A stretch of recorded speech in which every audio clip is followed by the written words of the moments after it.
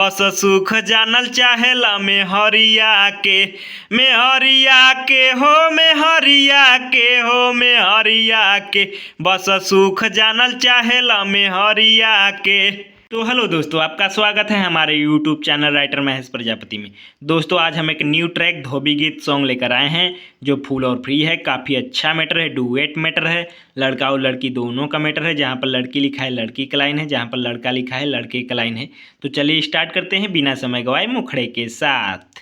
मेहर रखले तू बाड़ा कुछो देत नइखे बाड़ा, अरे मेहर रखले तू बाड़ा कुछो देत नइखे बाड़ा, बस सुख जानल चाहेला मेहरिया के हो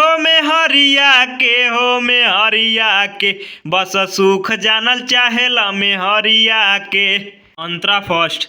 जब से बढ़ल महंगाई नइखे होत बा कमाई, और जब से बढ़ल महंगाई नइखे होत बा कमाई, तो अरे एक ना एक लाग रहेला फुटनिया ना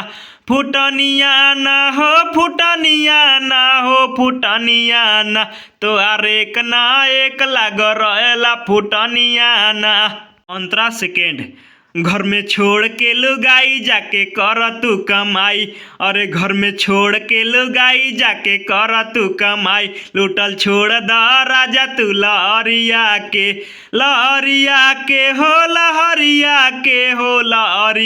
के बस सुख जानल चाहेला मेहरिया के। अंतरा थर्ड।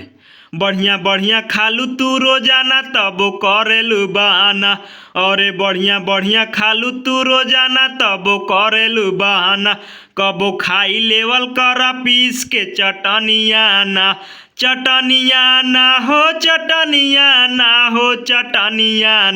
तो अरे एक ना एक लाग रहेला फुटनिया ना। तो दोस्तों इसी तरह का फुल और फ्री सॉन्ग पाने के लिए हमारे चैनल को सब्सक्राइब करें और वीडियो को लाइक करें। तो चलिए मिलते हैं किसी नेक्स्ट वीडियो में किसी नए ट्रैक के साथ, तब तक के लिए बाय।